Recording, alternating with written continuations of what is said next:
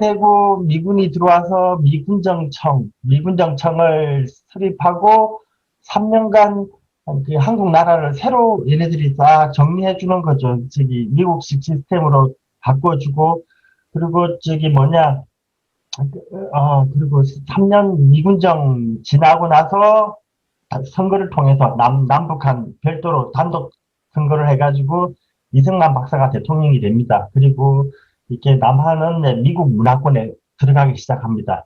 미국 문화권에 들어가는데 뭐라고 해야 되나 이게 제가 지난번에 이 사진이 없었었죠. 제 민주주의가 좀 안 들어온 것 같은 것 같습니다. 이렇게 이승만 박사는 약간 독재자? 예, 제가 이런 말 하기가 참 조심스럽긴 한데 독재자셨던 것 같습니다. 이게 자기 얼굴을 돈에다가 집어넣고 자기 동상을 세우고 예, 우상화하는 작업을 좀 심하게 하셨던 것 같거든요. 예, 전 이거 처음 봤습니다. 그리고 남산에 저기 그 조선신궁 일본인이 세워놨던 조선신궁 자리를 헐어내고 자기 동상을 세웁니다. 이렇게 큰 동상을 세웁니다. 자기가 세우라고 하진 않았겠죠. 아마 밑에서 과잉 충성하느라고 세웠을 것 같은데 그냥 예, 좀 그런 것 같습니다.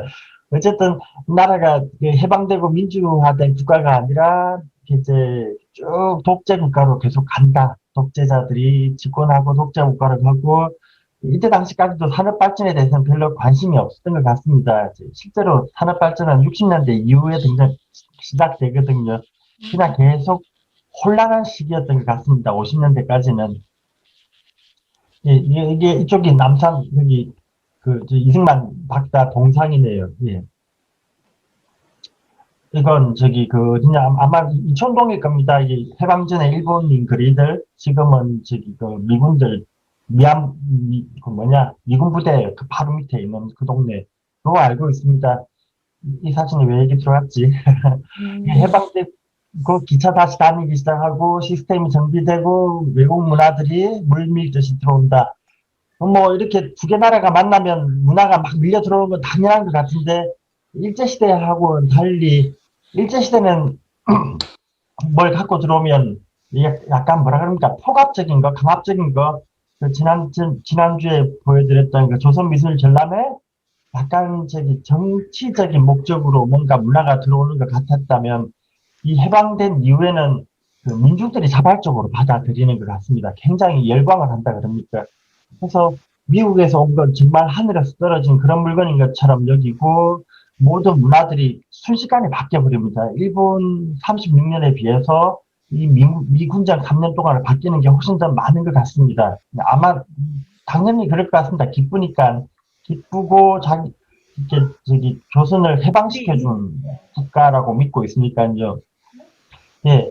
그래서 뜬금없이 갑자기 화장품이 나오는데 아마 조선 사람들이 한 번도 보지도 못했을 한국 사람들이 보지도 못했을 디아나 더빈이라는 미국 여배우가 등장하기도 하고요. 그리고 뭐 모든 미국 문화들이 아주 그 미군 부대나 PX나 미국 잡지 같은 걸 통해서 굉장히 많이 흘러 들어옵니다. 그리고 서울에 그 미국 방송국 미군 방송이 처음으로 개통을 하고 우리나라보다 먼저 시작하는 걸로 알고 있습니다. 그리고 좀 이따가 또 AFKN이라고 미국 방송, 뭐 공중파, 저기, 텔레비전 방송이 시작을 하고요. 그냥, 그게 유럽의 문화, 미국의 문화가 일본을 거쳐서 조금씩 소개되던 것들이 그냥 그대로 바로 직접 연결돼서 실시간으로 들어오는 상태가 됩니다. 그리고 민중들은 굉장히 이 미국 문화에 대해서 환호하고요. 거의 무차별적으로 받아들였던 것 같습니다. 이때는. 이게 지금 1950년대 초 미군 부대, 당시에 미군 부대에서 PX를 통해서 굉장히 많은 물건들이 흘러 들어왔다고 했습니다. 근데 이 PX라는 게 군대의 조그만 매점이 아니라 어마어마하게 큰 유통시설, 서울의 신세계백화점 있는 자리가 과거에 그 미군들이 쓰던 PX였던 걸로 알고 있고요. 그리고 미국은 상품 카탈로그 온라인 판매, 요즘으로 치면 온라인 판매지만 그때는 기차 판매요. 기차에다 실어서 배송해 주는 거. 전 세계로 나가 있는 군인들 대상으로 이렇게 시어스 백화점의 물건들 카탈로그가 나간다든지 뭐 그런 것들이 꽤 있었던 걸로 알고 있습니다. 이 한국 사회에 들어오는 선진 물질에 대한 물질 문물이 거의 실시간으로 미국에서 그냥 막 흘러 들어오는 중입니다. 예. 이런 것들이 있는지 없는지도 몰랐었는데 미국의 상품 카탈로그나 혹은 미국 방송을 통해서 한국 사람들이 저 바다 건너편에는 천상의 세계가 있구나 그런 느낌을 주기에 충분했던 것 같습니다. 사실 너무 잘 사니까요. 너무 잘 살기도 하고 이때 당시에 지금 미국이 그 2차 대전 끝나고 그 유럽에다가 마샬 플랜이라고 유럽 재형 운동 예, 어마어마하게 돈을 부어 가지고 유럽을 재건해 주는데 그 과정에 그냥 순수하게 도와준다 그런 개념보다는 그 돈과 함께 미국식 생활 방식이라는 미국 자유주의, 자본주의, 자유주의의 환상 같은 걸 같이 밀어넣는 것 같습니다, 이때. 그래서 미국의 자유주의 체제를 어떻게 하면 이렇게 물질적으로 풍요해진다라고 함께 언제나 미국의 문화를 같이 심어 넣는 작업을 진행했던 걸로 알고 있습니다. 그리고 한국은 그뭐 유럽이 아니니까요. 마샬 플랜의 대상은 아니지만 어쨌거나 엄청난 물자와 이렇게 문화가 함께 들어오는 상태입니다. 이게. 그리고 제가 듣기로는 그 미군들이 다 돌아다니면서 애기들 만나면 껌 주고 초콜릿 주고 뭐 그런 걸 많이 한 걸로 알고 있는데 그때 당시에 그 군인들이 초콜릿을 누구한테 준다는 건 말이 안 되거든요. 있을 수가 없는 일입니다. 군인들은 항상 자기들 먹을 것도 없는데 근데 이 군인들이 항상 초콜릿을 애기들 나눠주려고 가지고 다녔다고 하더라고요. 껌하고 초콜릿하고. 그래서 한국 애들이 미국만 보면은 김미 초콜릿, 김미 껌 그랬던 게 이렇게 한국인한테 나눠주기 위한 껌과 초콜릿이 있다는 걸 알고 있었던 것 같습니다. 이렇게 일방적으로 퍼주는 상태에서 이 한국은 미국 문화를 수용하는 게 좀 뭐라 그럴까요? 무차별적입니다. 이제 이런 과정에서는.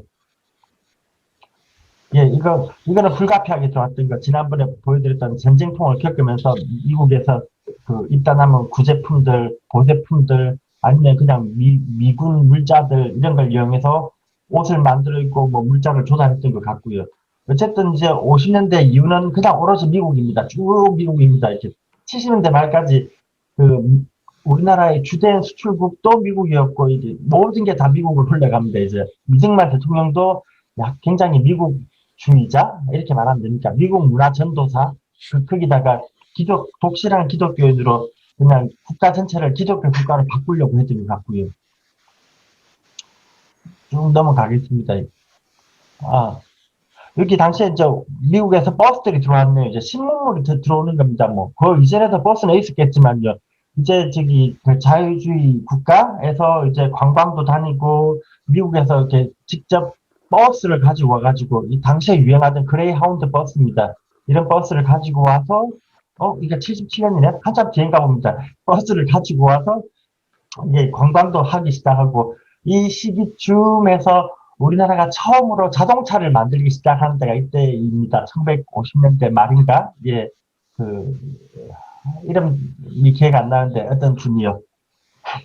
그리고 1945년 해방되고 나서 서울대에다가 저기 처음으로 공예과를 개설했다고 말씀드렸는데요. 공예과, 건축과 이런 미술대학들, 예, 이게 이제 그 일제시대 동안에는 그 한국에 조선의 산업화가 진행될 것을 우려해서 산업이랑 직접 연결이 되는 디자인 관련된 전공들, 건축, 공예 이런 것들, 이런 것들을 애시당초 소개를 안 했었는데 도입을 안 해주고 있는데 미국이 미국식 학제를 그대로 가져다가 서울대학교에다가 이식을 합니다. 그 과정에서 저기 미술대학 안에 공예과가 들어가게 됩니다.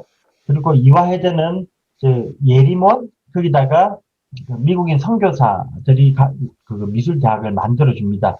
하고 홍익대학교가 생기고 조선대가 생기고 석명여대인가 뭐 그렇게 쭉 생깁니다. 동시다발적으로 미대가 막 생겨납니다.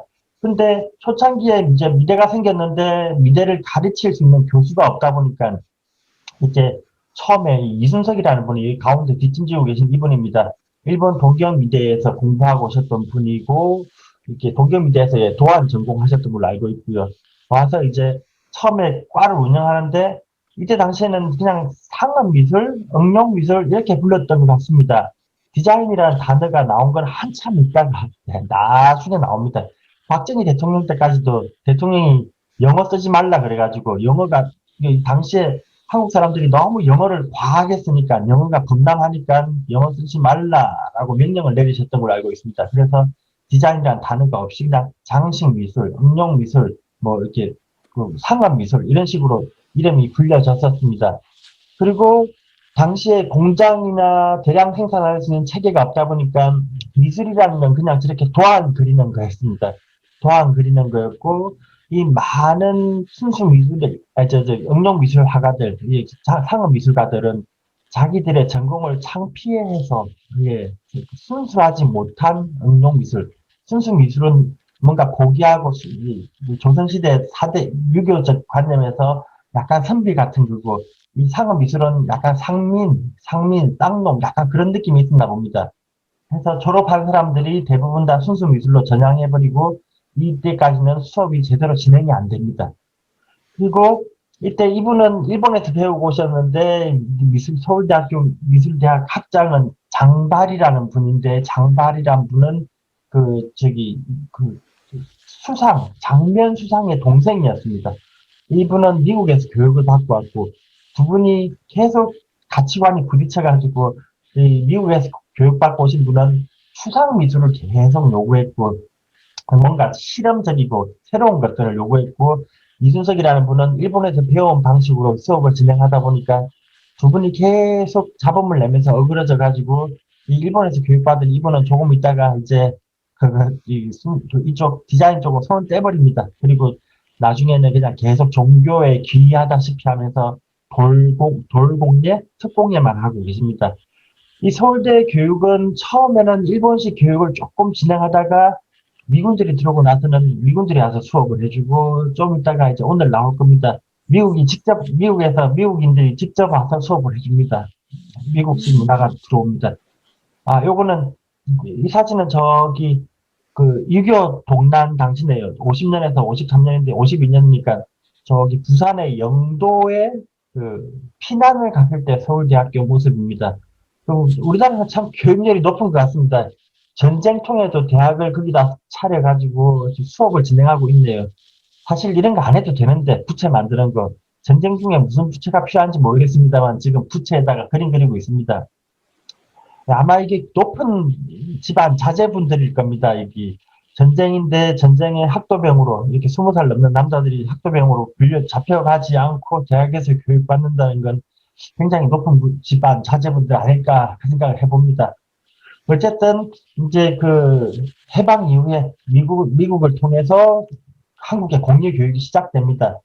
그래서 이렇게 뭐라 그래야 됩니까? 저기 일제 시대를 거치면서 조선의 공예 전통은 일본을 통해서 굉장히 이그러지고 왜곡되고 변형되고 또 많은 부분 사라져버리고 해방되고 나서는 다시 또 전통이 부활되는 게 아니라 외국으로부터 다시 아예 새로 들어와 버리는 그런 상태, 전통 문화가 끊어진 상태, 약간 그렇게 봐야 될 것 같습니다.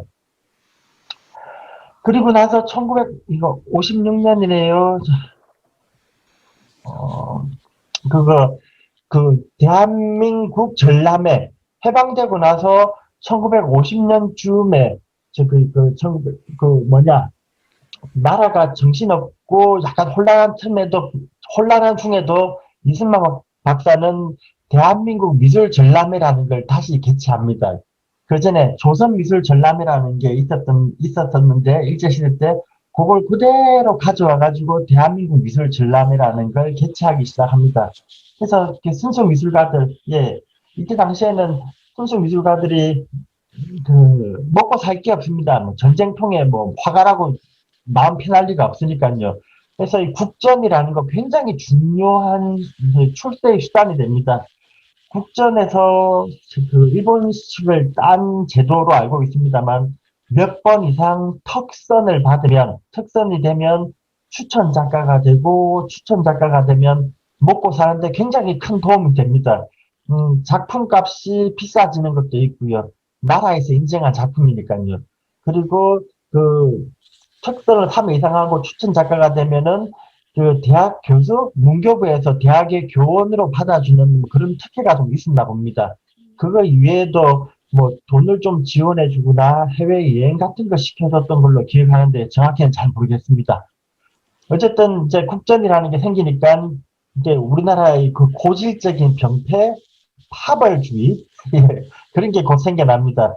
이제 여기는 서울대가 다 해먹으려고 막 설치고 좀 있다가 홍익대 파가 생기고 그래서 나중에는 이 국전이 파동으로 나갑니다. 국전 파동 서로 막 이렇게 분파를 만들어 가지고 서로 대통령상 해먹겠다고 이렇게 싸우는 겁니다. 이렇게 싸우고 장악한다 그럽니까? 심사위원을 장악해서 진해 학생들만 뽑아주고 그러니까 상대방에서는 가만히 있지 않고 또 같이 이거 뭐 하는 짓이냐 그러면서 이렇게 막 협회가 갈라져 가지고 싸우는 상태가 됩니다.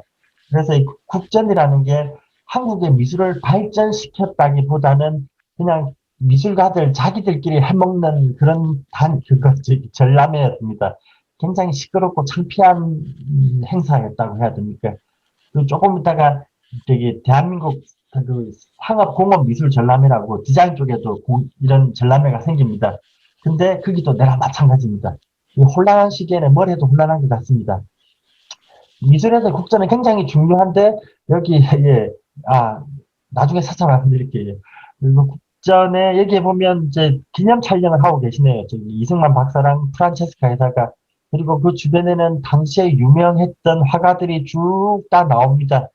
이 다 나오고 여기 이름 나오는 분들이 다 유명하다는 게 국전에서 상 받으면 혹은 이제 한 자리 해먹고 그 뒤로 쭉 한국에서의 그 문화의 중심이 되는 그런 특혜가 있으니까 굉장히 중요한 자리였을 텐데 여기 나오는 분들이 되게 그 이후에 다 유명해지는 분들입니다. 예. 이 국전 공예부 안에도 국전이라는 거 안에도 공예부가 있었습니다.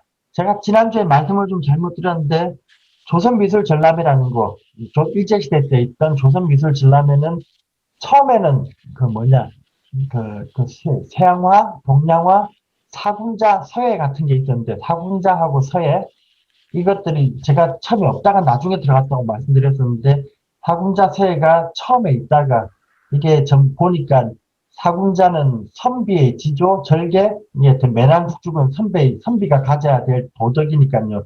그리고 붓글씨라는 건 또 선비의 정신이니까요. 선비의 정신이고 선비의 상징 같은 거라서 조선을 상징한다. 그래가지고 사군자하고 서예는 없애버립니다. 일제시대 때 중반쯤 오면 22년인가 그럴 겁니다. 10년쯤 하다가 없애고 그 다음에 공예부가 생깁니다. 또 저기 국전공예부에서 사군자랑 조선미술진람회에서 사군자랑 그 서예가 중요한 의미는 조선시대에는 글씨를 쓰는 선비가 글씨는 정신의 수양이지 감상의 대상이 아니었는데 이 조선미술전람회에서 이걸 벽에다 걸고 감상하는 작품으로 바꿔버린 겁니다. 이게 약간 그 뭐라 그럽니까 종교랑 물건을 떼버리듯이 정신과 대상을 분리시키는 작업, 약간의 근대화가 진행됐다. 뭐 그렇게 봐야 될지 모르겠습니다. 어쨌든 이 대한민국 미술전람회는 일본 조선미술전람회의 양식을 그대로 따와서 그 품에 그대로 진행을 합니다. 그 과거의 조선미술전람회는 일본의 제국미술전람회를 따온 거였고 그래서 따지고 보면 그 한국의 대한민국 미술전람회는 일본에서 왔다 그렇게 봐도 되고요. 여기서 좀 이따가 공예 쪽 분야 상업미술전람회, 한국미술전람회가 나오는데 그것도 여기서 그대로 양식을 따랐기 때문에 궁극적으로 전시회는 일본에서 흘러왔다라고 보는 게 맞을 것 같습니다. 예, 안녕하세요. 예. 그리고 장식 또한 이제 1980년대 후반 들어오니까 이런 말이 등장을 하네요. 이제 일제시대 때는 디자인, 공예 이런 사람들이 거의 활동이 없는데 1949년 해방되고 미군전 끝날 때쯤이네요. 이순석이라는 분이 장식 도안전이라는 전시회를 개최했습니다. 장식 도안전. 네. 이게 그냥 요즘 말로 디자인입니다. 디자인이고 이제 장식미술전에서 뭔가 기념 촬영도 하고 있으시네요, 지금. 근데 이 뒤에 보면은 그냥 대부분 추상 미술입니다. 아직까지 예술과 디자인이 좀 덜 분리된 상태? 그렇게 봐야 될 것 같습니다. 50년대, 이거 재밌어서 넣어놨습니다. 50년대 이원 광고, 예. 이게, 이게 어떻게 나온 건지 뭐 개인적인 기량으로 이렇게 뭘 만드셨는지 모르겠는데 캐릭터도 막 나오고 상품 광고도 하고 있네요, 지금. 이게 50년대 칼라 TV가 있었을 것 같지가 않은데 이게 그래픽인지 뭔지 모르겠습니다. 이제. 어쨌든 되게 신기한 것 같네요, 이게. 이 미원이 일본 겁니까, 혹시? 아지노모토가 일본 거고 미온이 이제 아지노모토에서 배워서 저희가 미온을 붙이지 않았나 싶은데요. 아지노모토, 예. 아지노모토 우리가 어렸을 때는 일본 거는 아지노모토라고 얘기했었거든요. 예. 나이 차이가 여기서 나는데. 근데 이 선생님 이 여자의 얼굴이 너무 일본 만화의 얼굴 같아요. 아, 그렇습니까? 예. 눈도 한국 눈이 아니잖아요, 그렇죠? 아, 그렇고 가붓기 할 때 그 눈썹 바보처럼 그리는 그런 느낌이 좀 들기도 하네요, 지금. 네, 그리고 눈도 동그란 게 이게 약간 서양 눈 같은 느낌. 예, 예. 네, 예. 옛날에는 우리나라 여자들 그릴 때 서양 여자 얼굴을 그렸어요. 저 어렸을 때는. 아, 그랬어요? 네. 그리고 옆얼굴 그리면 나도 옛날에 그렸었는데 옆얼굴 그리면 완전히 코도 뾰족하고 딱 이랬어요. 눈썹은 난 모르겠는데 옆으로 이렇게 딱 세게나. 미원이 우리는 아지노모토고 지금도 아지노모토라고 일본 거에는 써 있더라고요. 근데 제가 선생님한테 말씀드렸거든요. 어렸을 때 일본 건 아지노모토라고 우리가 얘기했던 맞아요. 기억이 납니다. 네. 제일제당에서 미원을 만들기 시작했는데 그걸로 돈을 많이 버셨다고 그러더라고요. 아, 제일제당 삼성 말씀하신, 그러면 맞겠네요. 그 일본 거 맞겠네요. 그 일본 회사는 일본에서 공부하셨으니까. 네, 불화받아가지고 했으니까, 예. 죄송하지만 제가 잠깐씩 일어나는데 듣는 건 계속 하거든요. 아, 예, 예, 알겠습니다. 죄송하지만 계속 해주세요. 저 듣고는 있어요. 예, 예. 아지노모토 얘기가 나와서 반가워서 얼른 근데 선생님 그때 아지노모토는 처음에 엄마가 어렸을 때 쓴 건 이렇게 봉지에 있지 않았어요? 다각형 봉지. 그렇죠. 조그만 박스에도 있었어요. 네, 그래서 아지노모토 이렇게 썼었던 기억이 나. 네. 지금도 똑같더라고요. 아, 그래요? 일본 상점에서 누가 뭘 샀는데 예, 똑같더라고요. 저 눈은 옛날서부터 잘했어요. 나는 저 서양 이거 미국 이런 게 생기면서 우리 한국 여자가 동그란 여자가 미인이라는 거 때는 생각을 해가지고 많이 베낀 것 같아요. 눈 수술하는데 이거 요새 얘기가 아닌 것 같아요. 나는 그런 생각이 들어요. 요즘도 서양 사람들은 우리 한국 사람이 제 눈을 그대로 갖고 있는 게 아름답다고 그러더라고요. 그렇죠. 그리고 수술한 눈은 하도 흔해서 별로 미를 안 느낀다고 그러더라고요. 나는 미 이쁘다 이러는데 우리 남편은 그냥 흘러덕 지나가요. 그런데 이제 우리 딸이 눈 수술 그런 거 안 했거든요. 생각보다 쌍꺼풀은 있어요. 크고 없고. 근데 그 가느다란 쌍꺼풀이 이쁘지 맨 눈은 그냥 one of those 그래서 그 말더라고요.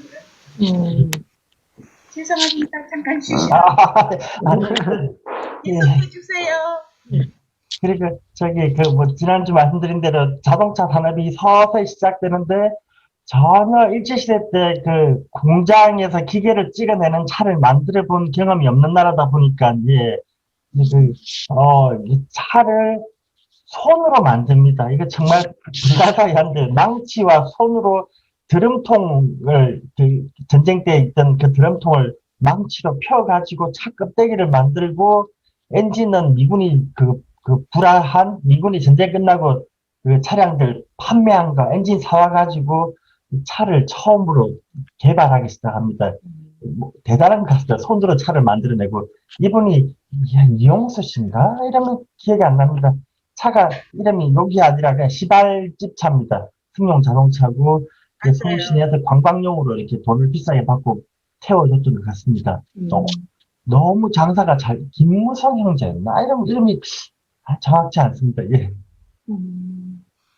예. 우리 손으로 만들었다. 55년에, 최무성이고요. 최무성 형제가 미군 엔진과 변속기와 차축을 가지고 와서 드럼통 펴서 만들었고, 국산화율이 50%다. 엔진 변속기 차축을 가져왔는데 어떻게 50%가 되는지 모르겠습니다만, 뭐 유리랑 철판을 직접 했나 봅니다. 그래서 이렇게 산업 박람회 최우수상도 받고, 대통령상도 받고, 뭐 이렇게 차값이 엄청나게 비싸졌고, 뭐 영업용 택시로 인기가 높았고, 부모가 죽기 전에 그 시발 택시를 한번 태워주는 게 최대의 효도였다. 굉장히 이것만 보고 있으면 이게 1955년이면 60년, 65년 전입니다. 65년 전. 이게 좀, 이게 정말 상상하기 힘든 상황인 것 같습니다. 예, 한국이 저 정도로 65년 전에 좀 굉장히 독특합니다. 예. 이 당시에 신문 광고공학, 이건 저기 그 제주도의 자동차 박물관에 가면 실물이 있었습니다. 예. 전화기, 그 미국 거 베꼈다고 말씀드렸고요. 그냥 베낀 게 아니라 그대로 그냥 갖다 놓고 찍었을 것 같습니다. 하고, 예, 초콜릿도 미국식으로 디자인이 바뀌기 시작했다. CI 같은 거, 브랜드라는 개념이 생기고, 로고다, 내용물이 전혀 한국 거 같은 느낌이 들지 않게, 미제 같은 느낌이 들게 하고 있습니다.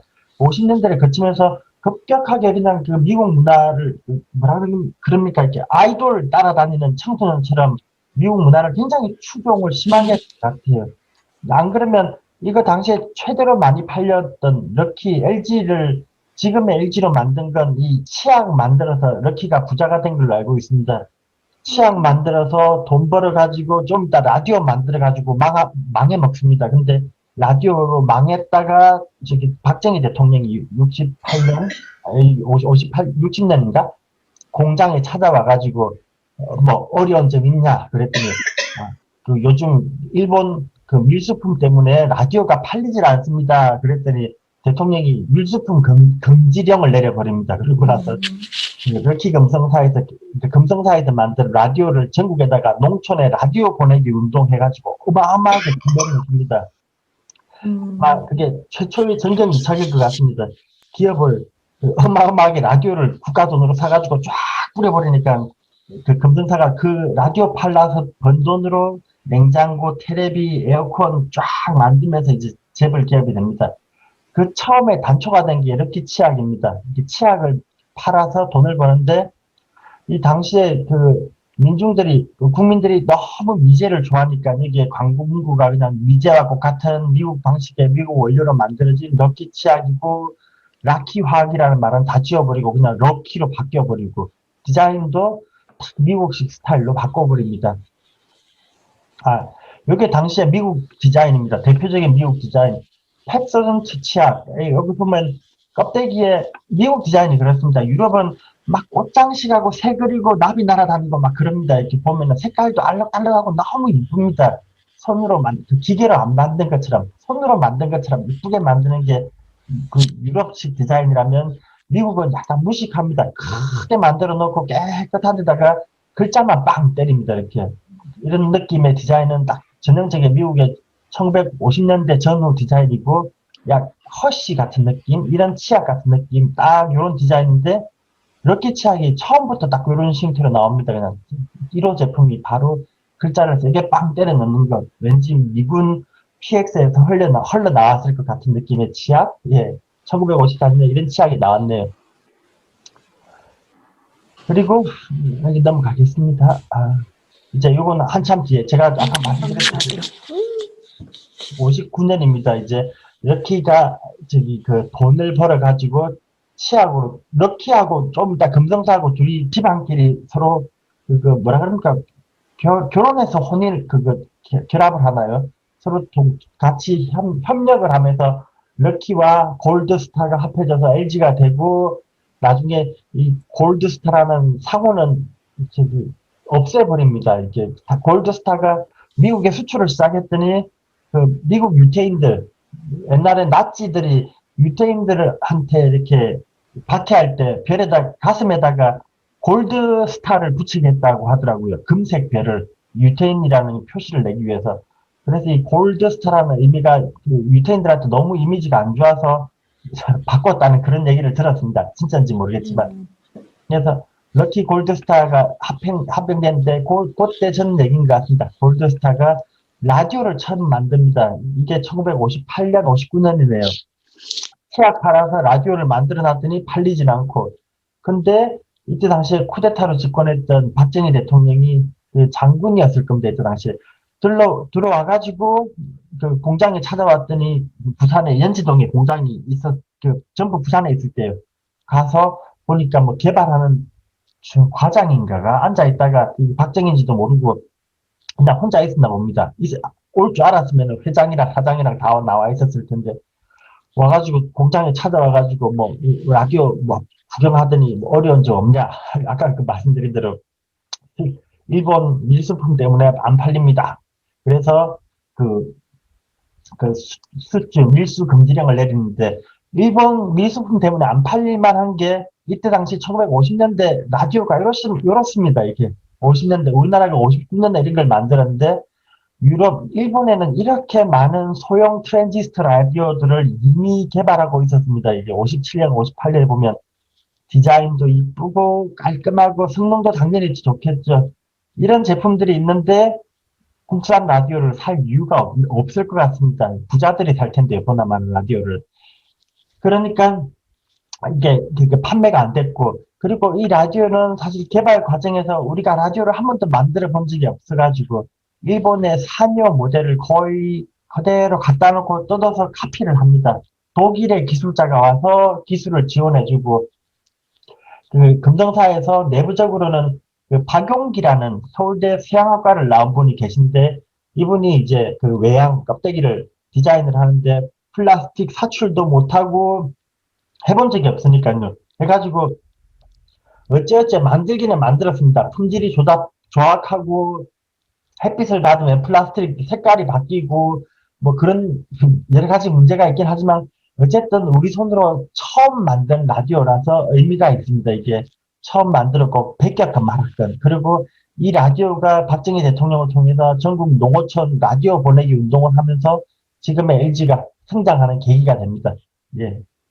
라디오가 쫙 퍼지기 시작하고 그 이후로 이제 막 여러 가지 제품들을 그 처음에 라디오 팔았던 돈을 가지고 쭉 만들어냅니다. 삼성사는 아직까지 명함 안 내밀고 있습니다. 69년인가 한참 뒤에 나옵니다. 그리고 이때 당시에 처음에 이제 이거 만들면서 그 금성사가 이게 의장부 디자인하는 팀을 처음으로 만듭니다. 디자인하는 팀이라 봤자 두 명밖에 없는데요. 박용기, 이용태 두 사람인 것 같은데 기억이 정확치 않습니다. 이분이 이제 이거 외양을 만들었습니다. 그 다음에 나온 게 62년, 65년. 이제 처음 모델도 뺏겼다 그랬는데 우리나라에서 제품 디자인을 계속 뺏깁니다. 이거 언제까지 뺏기냐면 80년대 말까지 뺏깁니다. 한국 디자인은 얘기할 게 없습니다. 그냥 다 카피입니다. 그냥 쭉 카피입니다. 해가지고 이 이후로도 계속 나올 때마다 일본 걸 뺏기는데 그게 대한 죄책감 같은 것도 없습니다. 원래 그런 시대였으니까요. 뭐, 원래 그런 시대니까. 그러면 일본한테 미안해야 되지 않냐? 그럴 텐데, 일본은 영국 걸 또 뺏겼습니다. 그래서 영국에서 그때 당시에 외무부 장관이 나와가지고, 일본 너무한다. 우리 거 뺏겨도 너무 심하게 뺏긴다라고 이렇게 막 대놓고 항의를 하니까, 60년대 들어가서야 일본도 뺏기는 걸 자제합니다. 그리고 막 그때 일본 올림픽 할 때 자존심이 또 살아나는 시기이기도 하고요. 근데 우리는 80년대 올림픽, 우리나라 88년 올림픽 때까지 그냥 막 뺏깁니다. 그리고 이때 당시에 회사에 있는 디자이너들은 누가 능력이 있는 디자이너냐면 일본 아키하바라 가서 제품 카탈로그를 막 걷어와서 누가 더 일본 최신 카탈로그를 많이 가지고 있느냐가 그 사람의 능력이라고 합니다. 카탈로그가 많으면 베낄 게 많으니까요. 예. 하고, 신문 광고는 일본 신문을 보고 베끼고, 텔레비전 광고는 일본의 CF를 보고 베낍니다. 그래서 주기적으로 일본 신문이랑 일본 잡지랑 계속 가지고 들어오고, 일본 텔레비전 방송을 비디오로 녹았던 걸 또 계속 가지고 와서 카피하는 그런 시대입니다. 80년대까지가. 이게 한국의 디자인, 건축, 이렇게 참 말하기가 창피한 시대입니다. 그럼 먹고 살기가 힘드니까요. 쭉 그렇습니다. 이 담배 얘기는 나중에 몰아서 하겠습니다. 그때 이제 이러다가 1957년에 미국에서 또 한 번 한국에 뭔가 지원을 해주는데요. 이게 한국공례시범소라는 곳입니다. 미국 국무부에서 우리나라로 치면 내무부입니다. 내무부가 아니고 행안부. 행안부에서 왜 그런 짓을 하는지 모르겠지만, 후진국 지원 사업을 하는데, 과거처럼 물자 갖다 주고 돈을 퍼주는 게 아니라, 프로젝트를 진행합니다. 여기서, 미국에 있는 산업 디자인 회사를 하나 골라가지고 계약을 해서 한국으로 파견을 보냅니다. 파견을 보내서 한국에 있는 공예인들을 교육시키고 산업화시키고 와라. 이런 프로젝트를 진행합니다. 그래서 처음에 이제 미국인 3명이 미국 정부랑 계약을 하고 한국에 파견이 됩니다. 파견이 되고, 그리고 이때 당시입니다. 이게 한국 풍경입니다. 한국에서 아까 59년에 라디오가 나왔거든요. 그 이전까지는 전자제품도 거의 못 만들던 시절이니까 한국이 만드는 건 이런 겁니다. 손으로 왕골 제품 짜는 거, 왕골 공예품, 대나무, 유리구슬, 도자기, 아직 손으로 이런 거 물건 만드는 시대입니다. 뭐 영국으로 치면 한 200~300년 전쯤 얘기인가요? 예, 그 일제시대 동안 뭐 했는지 모르겠습니다. 이렇게 일본은 항공모함 만드는 기술이 있던 나라인데 어떻게 이게 조선을 이렇게까지 낙후되게 내버리던지 그걸 잘 모르겠습니다. 뭐 전쟁 나서 다 망가졌는지, 전쟁 나서 망가져서 정말 어쩔 수 없었던 건지 그건 모르겠는데 차도 손으로 만들고 왕골 제품들도 손으로 짜고 있습니다. 이런 낙후된 나라에 미국인들이 들어와서 뭘 하냐면 어디더라? 서울의 중구 쪽에다가 사무실을 차리고 이제 공예품 진흥 운동, 디자인 운동을 하는 겁니다. 여기에 미국에 3명이 오고 당시에 미 8군에서 근무하던 노만 대안이라는 사람이 있는데 이 사람이 일리노이 공대 건축과를 다니다가 온 사람입니다. 일리노이 공대면 지난번에 말씀드렸는데 그 바우하우스, 미국의 뉴 바우하우스입니다. 거기서 건축을 하다가 한국 전쟁 군인으로 지원해서 한국 미 8군에 근무하다가 영어가 좀 되고 건축을 하다 보니까 이 미 8군 하사관이 경무대, 청와대를 드나듭니다. 참 이상합니다. 남의 나라에서 온 일개 병사가 청와대를 드나든다는 게 어쨌든 청와대를 드나들면서 이승만 대통령 보좌를 합니다. 건축 보좌? 예, 그런 걸 하면서 재건 사업을 일부 돕고요. 서울 반도 호텔 재건축 사업, 반도 호텔이 일본 분들이 쓰던 걸 미군 대사관으로 썼었는데 거기 재건축을 하고 그리고 프란체스카 여사가 우리말을 하나도 못했는데 프란체스카 여사와 경무대에서 말상대를 해줬다고 합니다. 이것도 저는 좀 이해가 안 되는데 남의 나라 영부인을 미군 부대에 있는 하사관이 경무대를 막 드나들면서 영부인과 말상대를 하고 나중에 또 다른 기록에는 영부인 거처에 들어가가지고 가구들을 보고 또 가구를 어디서 만들었냐 그래가지고 그 가구 만든 사람을 찾아가는 이야기도 있는데 어떻게 침실이 있는 가구대까지 들어가지? 저는 이게 좀 이해가 안 되는 부분이 좀 있습니다. 이 시대는. 어쨌든 이 사람이 이 공예시범소라는 곳에 소장을 맡습니다. 그리고 미군들 3명이 미국에서 온 3명의 그 디자이너와 함께 한국 디자인 진흥 사업을 합니다. 이제 전국 곳곳을 돌아다니고 그리고 전국의 공예인들 불러가지고 교육시키고 서울대학교하고 홍익대학교에 나가서 직접 수업을 진행하고 그리고 이 도자기의 나라에 가마가 없었나 봅니다. 그래서 이네들이 와서 기름 가마를 지어줍니다. 처음으로 실습을 하려고 기름 가마도 지어주고 그리고 똘똘한 애들을 두 명씩 뽑아가지고 미국에다가 1년씩 파견을 보내서 교육받게 합니다. 해가지고 처음으로 뽑아서 보낸 애들이 아니죠. 그 서울대 교수가 됩니다. 이제 미국식 교육이 시작되는 계기가 이때입니다. 교수가 되고 이때 이게 붐이 났는지 그 뒤로 사람들이 쭉 따라서 미국을 나갔다 옵니다. 되게 많은 일을 했습니다. 겨우 3년밖에 안 있었는데 3년도 아니고 실제로 2년 정도 있었던 것 같습니다. 하면서 한국의 디자인 공예 전통은 이 사람들을 기준으로 새로 시작됐다. 그렇게 보면 맞는 것 같습니다. 이 사진 설명드리면, 이제 서울에다가 사무실 차려놓고 전국의 공예인들 불러다가 미국에 수출될 만한 상품을 만들라고 시킵니다. 그러면 사람들이 손으로 그 과거에 자개농 만들고 뜨개질 하던 그 사람들이 이렇게 뭔가 미국에 수출될 만한 미국식 물건들, 뭐 쟁반이나 담배갑이나 뭐 이렇게 파츠전 같은 걸 만드는데 거기서 만든 제품들을 이게 전시회를 하고 있는 모습입니다. 전시회를 하는데 그 1959년이네요. 서울에 이게 무슨 호텔이었더라? 이게 또 반도 호텔인가? 그럴 겁니다. 반도 호텔인 것 같은데 여기다가 전시실을 차려가지고 그 당시에 서울에서 거주하고 있던 미군 부대가 크게 들어와 있고 그러니까 미국인들이 서울 시내에 이렇게 클럽을 유지하고 있었나 봅니다. 모임요. 우리나라 여기 한인회처럼 그분들을 모셔다가 한국의 전통을 바탕으로 새롭게 만든 물건이라고 쭉 전시해서 판매하고 있는 모습입니다.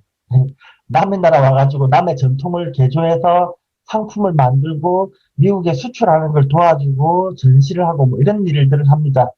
근데 별로 판매는 안 되고요. 역으로 한국 내에서 미국 문화가 전파되는 계기가 됩니다. 얘네들이 한번 싹 호마이카로 서울 시내 이렇게 싹 실내 인테리어를 한번 했더니 와 이게 미국 문화인가 보다 그러면서 서울 시내 호마이카가 대유행이 돼버리기도 합니다. 쭉 넘어갈게요 그냥. 뭐 여러 가지를 했는데 여기서 제가 좀 대충 말씀을 다 드렸습니다. 그 태평로네. 태평로에다가 공예시범소라는 걸 차리고 미국의 OIC 후진국 원조 사업이고 여기 참여했던 회사 이름은 스미스 맥더머드 인더스트리얼 디자이너스라는 회사고요. 서울에 와서 여러 가지 일을 하는데 이제 전국에 있는 공예인들을 모아가지고 이런 걸 합니다. 디자인, 제작, 도자기, 금은 세공, 진열, 교육, 도서 출판, 마케팅, 광고, 전시. 예, 요즘 말하는 디자인 진흥 사업이라고 할 만한 것들은 이때 시작을 했습니다. 예, 좀 넘어갈게요. 이거 시간이 얼마나 됐나. 여기서 재밌는 거 재밌다고 말하면 안 되지만 여기서 철저하게 이렇게 한국에 지원을 하러 왔다고 해서 미국인들이 한국과 수평적인 관계에서 뭔가 지원해 준 게 아니라 주종 관계, 이제 미국인들이 돈을 가지고 왔으니까요. 자기들이 한국 사람들을 고용해서 이런 걸 만들어 보세요, 저런 걸 만들어 보세요라고 지시하는 관계입니다. 그래서 항상 아이템을 고를 때 미국인들이 고르는 겁니다. 저거 재밌네, 저거 재밌네, 저거 판매되겠네. 이렇게 전국을 다니면서 한국의 전통 문화 중에 뭔가 돈 될 만한 걸 골라가지고 미국 시장에 팔릴 수 있게 개량하는 작업을 합니다. 이게, 계속 말씀드렸던 오리엔탈리즘요. 일본인이 한국에 와서 했던 그 작업입니다. 이왕직 공예시범소에서 그 왕실에 납품되던 물건을 일본인 취향으로 관광기념품을 만드는 작업을 또 한 번 하는 겁니다. 1950년대 후반에 미국인들이 해서 뭔가 북을 예쁘니까 가져오고 뭔가 또 이렇게 여러 가지들 물건들을 만들긴 만드는데 여기 보면 이런 의자들 이거 유럽식이거든요. 탁탁탁 접혀 들어가고 미니멀한 거 제품을 만들긴 만드는데 서구의 취향에 맞게 만드는 겁니다. 한국 전통을 바탕으로 서구 취향에 맞게 뭔가 패브릭을 만들었는데 한국 전통 문자들을 막 새겨 넣습니다. 이게 보면은 북이 다남, 복 받고 아들 많이 낳아라 그런 글자들이 있다면 이 천에다가 실크에다가 그런 글자를 새깁니다. 이렇게 미국인들이 한자 봐봤자 모르니까 장식으로 새기는 겁니다. 이 한국의 전통도 아니고 미국 이게 좀 애매한 상품들입니다. 관광기념품이라고 보는 게 맞는 것 같으네요. 죽제품 사진이 굉장히 낡았는데 아마 이 대한민국에서 이 사진들은 저만 가지고 있을 겁니다. 이게 목제품, 인형, 도자기로 인형 같은 거 많이 만들고 뭐 그랬나 봅니다. 나전 칠기 같은 걸로 관광기념품을 만들고요. 도자기. 저는 이게 도자기가 늘 미스테리한데 이 도자기의 나라 조선이 어쩌다가 미국인이 와서 도자기를 가르쳐주는 상황이 됐을까? 그리고 특히 도자기의 나라에서 가마가 없어가지고, 도자기 굴 가마가 없어서 미국인이 와서 가마를 지어주는 지경이 됐을까? 저는 그게 좀 미스테리하더라고요, 이게.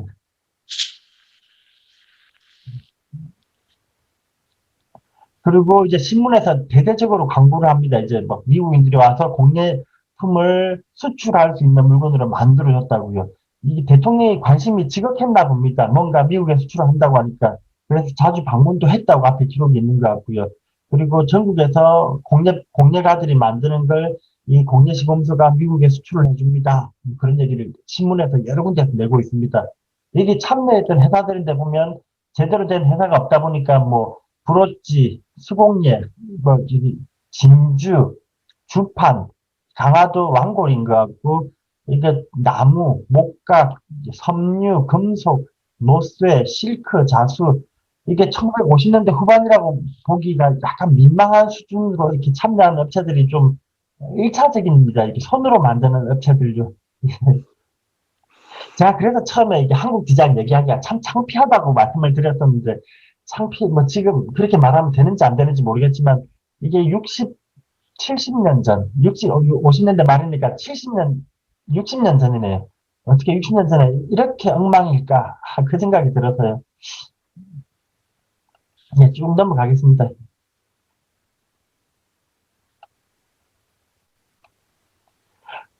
그래가지고 이제 여기서 만들어진 물건들을 가지고 서울 시내에서 전시실을 만듭니다. 대성가구사라는 데하고 호텔하고 방을 빌려가지고 아름다운 집이라는 주제로 서울 시내 방 하나를 이렇게 미국식으로 꾸몄습니다. 거기다가 자기들이 만든 한국 전통 장식품들을 걸어놨는데 여기서 대단한 수입이 나오진 않았지만 오히려 한국 사람들이 와서 보고 와 이게 선진국의 인테리어구나 그러면서 막 서울 시내, 한국 시내, 한국 내에서 유행하는 계기가 돼버립니다.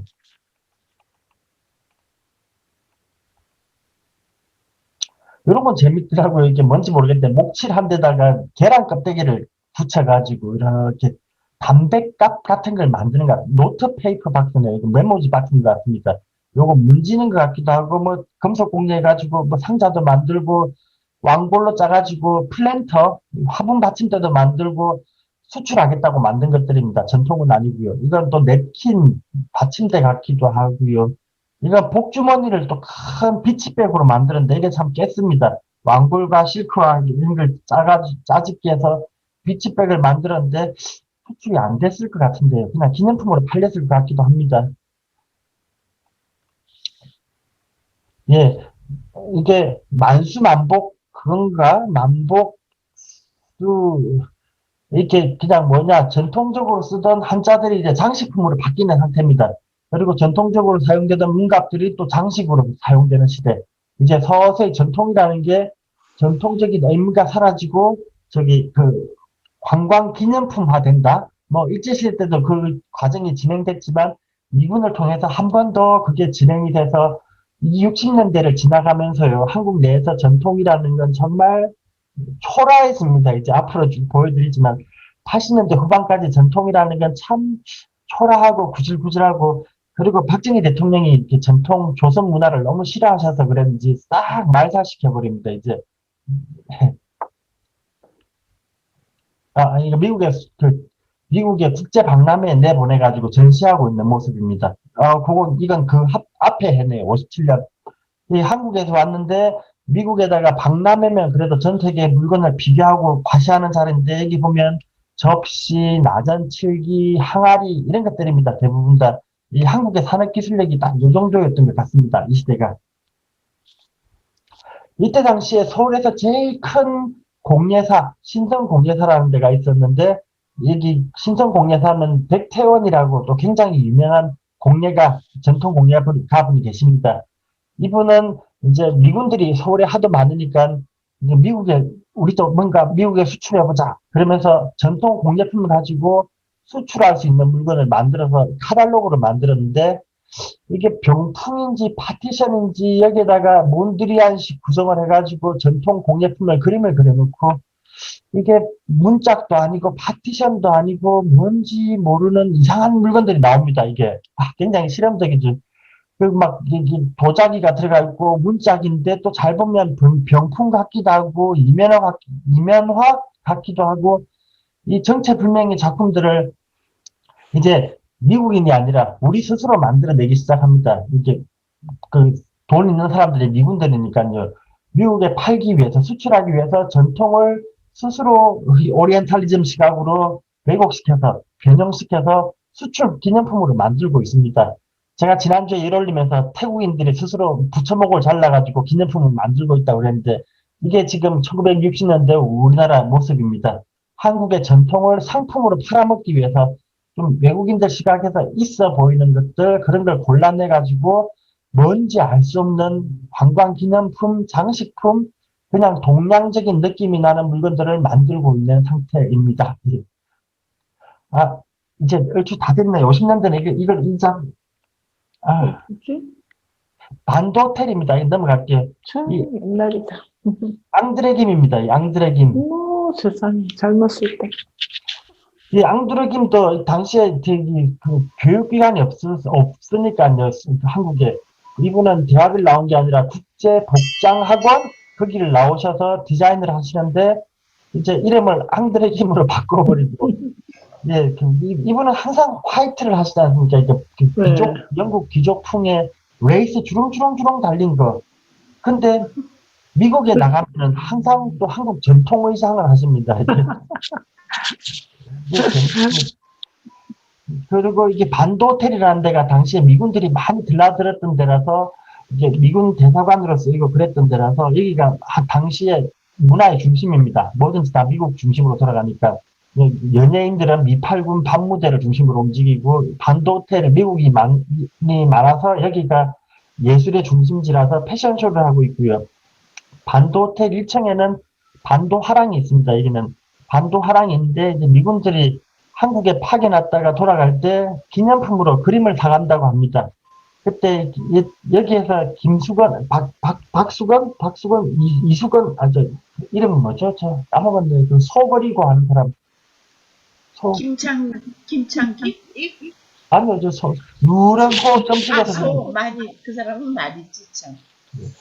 소버리고 애기압은. 예. 김수건인가요? 아닌데. 갑자기 그게 이름이 기억이 안 나. 황소 그랬던 통영 출신의 그분, 예.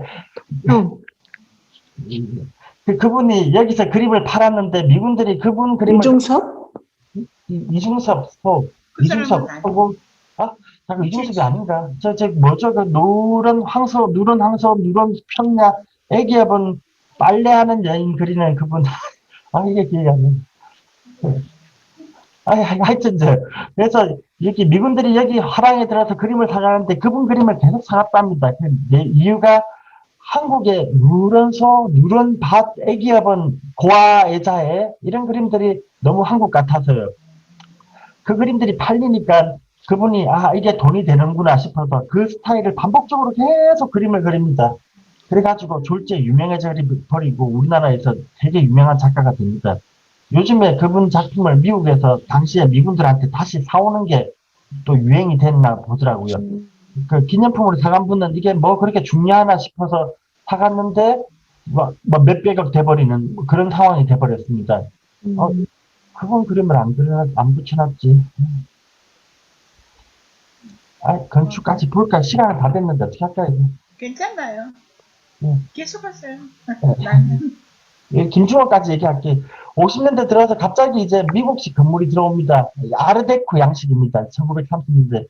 미국이 그냥 돈 내가지고, 미국의 20세기 폭스사, 거기서 영사기 보내주고, 의자 보내주고 해가지고, 미국인이 감독해가지고 지어버린 건물입니다. 이름도 대한시어터네요.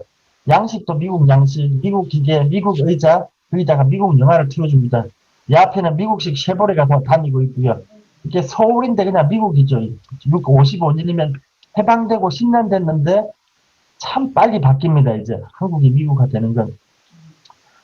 그리고 이 당시에 이분 서울대 교수, 건축가 교수였는데 김중업 이제 말씀드렸었죠. 이거 말씀드린 것 같은데 이제 일본 요코하마 고교에서 건축가를 나오신 분인데 서울대를 딱 만들고 나니까 교수가 없는 겁니다. 그래서 이분을 일본 요코하마 건축가 나온 이분 고교 건축가 나온 분을 서울대 교수로 안 칩니다. 한국에는 건축을 배운 사람이 없으니까요.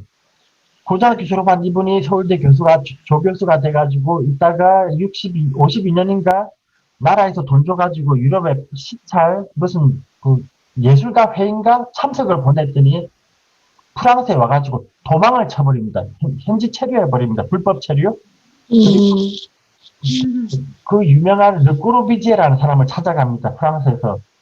르꼬르비지에를 찾아갔더니 나 당신 밑에서 문화생으로 일하고 싶습니다. 그랬답니다. 이렇게 서울대 교수가. 말이 안 되잖아요. 근데 당시에는 상황이 좀 이해가 됩니다. 그래가지고 르꼬르비지에는 이 동양에서 온 이 사람을 받아줍니다. 문화생으로. 그래가지고 여기 르꼬르비지에 여기 얼굴 네모난 분 이분이 김중업 씨입니다. 여기서 4년간 일을 하다가 나중에 한국으로 귀국을 하니까 공무원 신분의 교수가 유럽에서 불법 치료했으니까 당연히 해고되지요. 해고돼가지고 이후에 홍익대 교수가 됩니다. 그리고 한국에서 건축사무소 차려서 많은 일을 하실 뻔 했는데 박정희 대통령이랑 틀어져가지고 이제 미국을 다시 떠돌입니다. 떠돌면서 미국에서 오히려 더 잘 풀리십니다. 하버드 대학교 디자인 쪽 학장도 하시고 프랑스에서는 김중업이라는 영화도 나왔습니다. 너무 이렇게 존경해가지고 근데 우리나라에서는 뜻을 못 펼치셨는데 어쨌든 해방 이후에 건축가가 하나도 없어가지고 고등학교 졸업하신 분을 교수로 앉혀놨더니 자기가 부족하다는 걸 알고 프랑스에서 또 다른 건축가를 찾아가 버립니다. 이게 당시에 참 재밌는 시대인 것 같습니다. 예, 굉장히 유명한 분입니다. 우리나라에서. 프랑스 갔다 오셔서 지은 건물인데 이제 막 그냥 실시간으로 서양의 건축 양식을 받아들이고 있는 상태입니다. 당시 58년에 이제 한양대 도서관을 지었는데 이렇게 바우하우스 같은 건물이 나오고요.